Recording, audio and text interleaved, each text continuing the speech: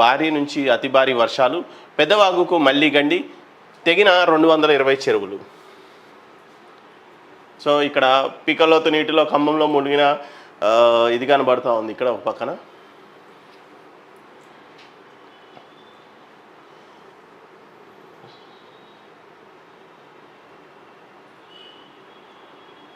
So మొత్తం భారీ వర్షాలతో అతలాకుతలమైన పరిస్థితి జలదిగ్బంధంలో.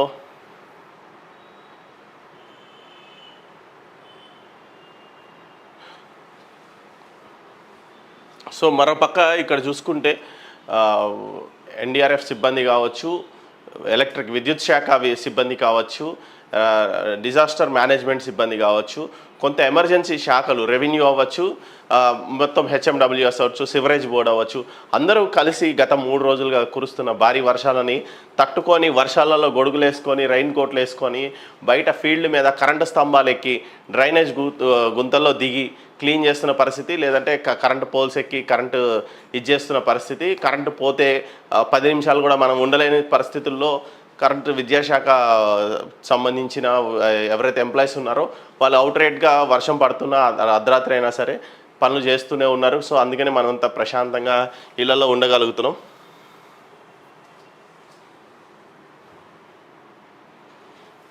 సో రహదారులు జలమయం, పల్లె పట్నం కన్నీటిమయం. కుంభవృష్టితో రాష్ట్రం అతలాకుతలం. ఉమ్మడి ఖమ్మం, వరంగల్ జిల్లాల్లో, నల్గొండ జిల్లాలో భారీ వర్షం. ఖమ్మం జిల్లాలో వరదల్లో చిక్కుకున్న 110 గ్రామాలు. మున్నేరు పొట్టడంతో ఖమ్మం నగరంలో 10 అడుగుల మేర వరద.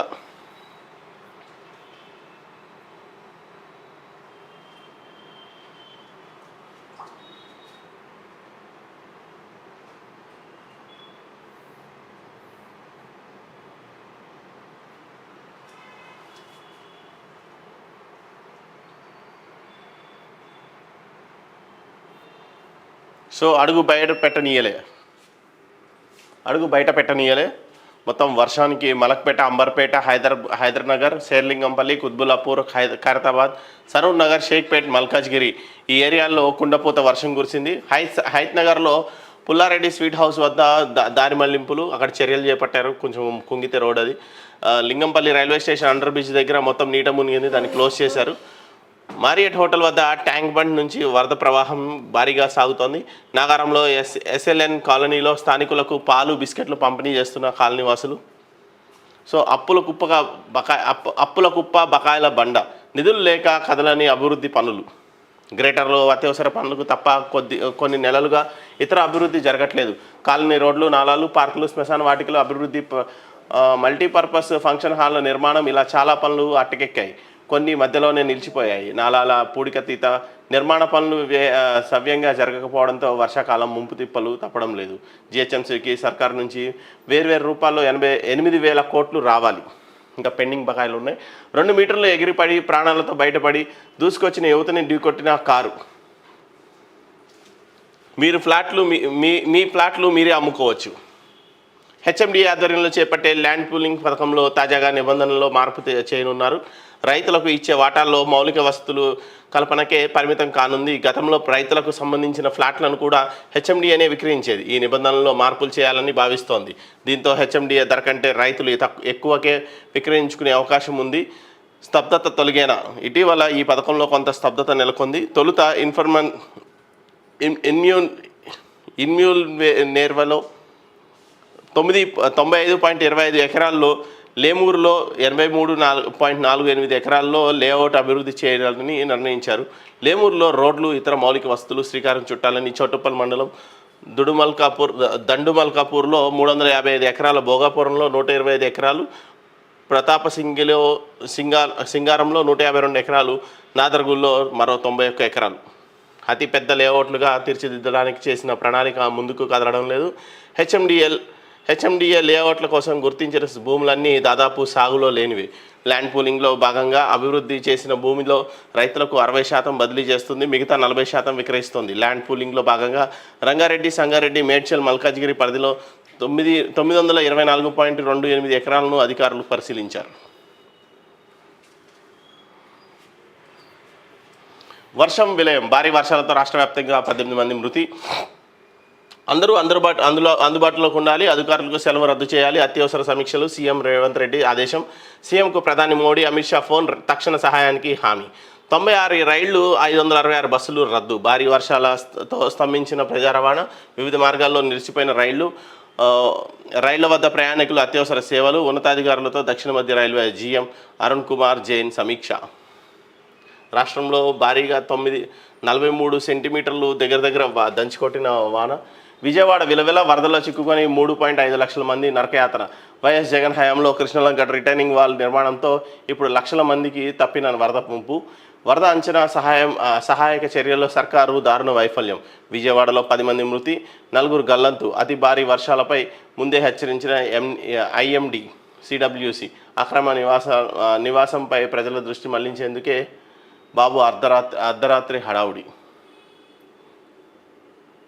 15 లక్షల ఎకరాల్లో పంట మునక. నేడు విద్యాసంస్థలకు సెలవు. గాలిలో రైలు పట్టాలు. HYDRAA flood study. హైదరాబాద్లో లోతట్టు ప్రాంతాల పరిశీలన. వరద ప్రాంతాల్లో అడ్డంకులు క్షేత్రస్థాయిలో గుర్తింపు. స్వయంగా రంగంలోకి దిగిన కమిషనర్ రంగనాథ్.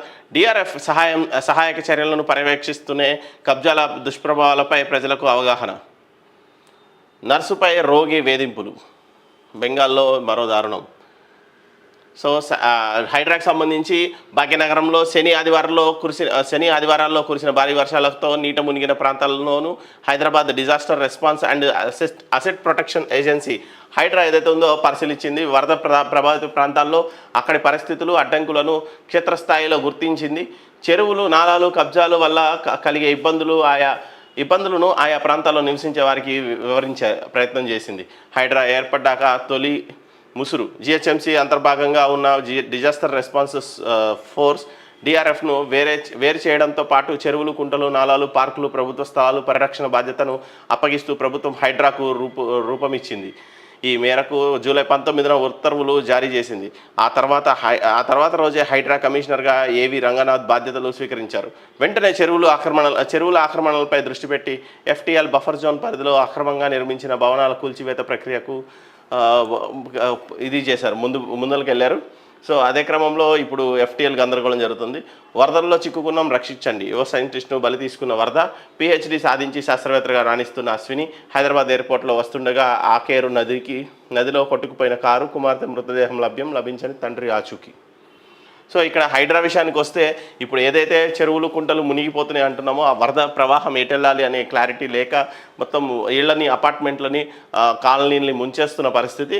అక్కడ మొత్తం ఎగ్జిట్ గేట్స్ అయితే ఏవైతే ఉన్నాయో హైడ్రా ఎప్పుడైతే రంగంలోకి దిగిందో ఎగ్జిట్ గేట్స్ ఏదైతే నాళాలని మూసేశారో ఆ మూసేసిన నాళాలని కొంచెం తెరవడం జరిగింది హైడ్రా. సో దానివల్ల కొంచెం వాటర్ ఫ్లో అయితే బయటకు పోతుంది. ఇంత భారీ వర్షం పడినా కూడా ఎక్కడ కాలనీలు నీట మునిగినాయి అని కానీ వేరే అవాంఛనీయ ఘటనలు కానీ ఎక్కడ జరగలేదు.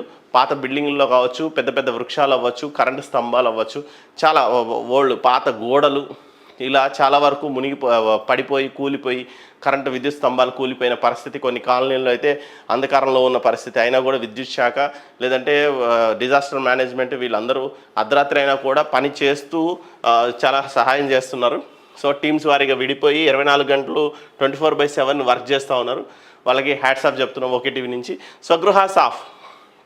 మిగిలిపోయిన ఇళ్ళు, భూమి ఖాళీ భూములన్నింటినీ అమ్మాలని నిర్ణయం. ఆ రూపంలో 3,500 కోట్లు కూడగట్టుకునే ప్రయత్నం. వేగంగా కసరత్తు చేస్తున్న ప్రభుత్వం. కొత్త ధరలను సిఫార్సు చేస్తూ ప్రభుత్వానికి కమిటీ నివేదిక. త్వరలో అధికారికంగా వెల్లడి. అమ్మకపు ప్రకటన విడుదల. ఇంటితో సహా కొట్టుకుపోయిన నిర్వాసితులు.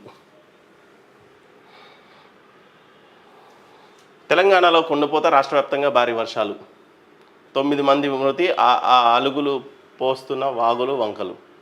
సో రేవంత్ రెడ్డి వచ్చిన తర్వాత ఫస్ట్ భారీ ముంపు ఇది, భారీ వర్షాలు.